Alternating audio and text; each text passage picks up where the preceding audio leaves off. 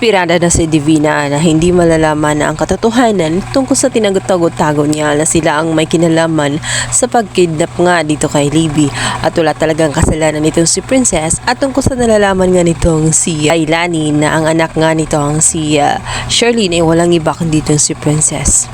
Buo na kasi ang loob nitong si Lailani na sabihin na ang katotohanan at hindi niya kaya na takbuhan na lamang ng takbuhan. Gusto niyang harapin na lang ang katotohanan ano man ang mangyari. Kaya naman si Divina ay wala na ngang option kundi tuluyan na ngang patahimigin itong si Lailani. At dito nga ay nakahanap siya ng pagkakataon dahil nga dumating itong si Charlene. Dito na nga niya biglang pinukol nga itong si Charlene at nang mawala nito ng malay, ginamit nga ang kamay nga ni Charlene para siya mismo ang magsasaksak dito kay Lailani. Nang sa ganun siya ang mapagbintangan na siyang may kinalaman kung bakit nawala ang buhay nga nitong si Lailani. Ngunit mamalas-malasin naman itong si Divina dahil makikita naman siya nitong si Onse. Lahat nagulat si Onse nang makita niya na nakahandusay na nga sa sahig si Charlene maging itong si Lailani. Kaya naman galit na galit si Onse at sinabing ano ang ginawa niya, bakit niya pinatay ang mga babae sa kanyang harapan.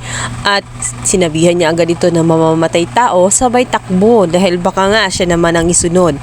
Hindi makakapayag si Divina na may malalaman itong si Onse at hindi maaari na ikalat ni Onse ang kanyang natuklasan. Kaya naman hahabulin niya si Onse sa abot ng kanilang makakaya. Kumaribas na nga ng takbo itong si Onse. Takot na takot siya sa kanyang mga natuklasan. Nanganganib ang kanyang buhay, yun ang kanyang sigurado.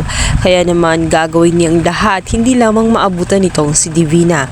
Ngunit dahil nga sa nakasasakyan itong si Divina ay maabutan nga itong si Onse. Kawawang Onse dahil muntik na nga siyang masagasaan. Ngayon nga guys, pakaabangan natin kung may sasaklolo kaya kay Onse para makaligtas siya mula sa mga demonyong kaharap niya na itong si Divina at itong si Arnold. O tuluyan nga siyang mapatahimik din ni Divina dahil siya ay maabutan. Sana naman ay hindi. Guys, thank you for watching. Please don't forget to like and subscribe my YouTube channel.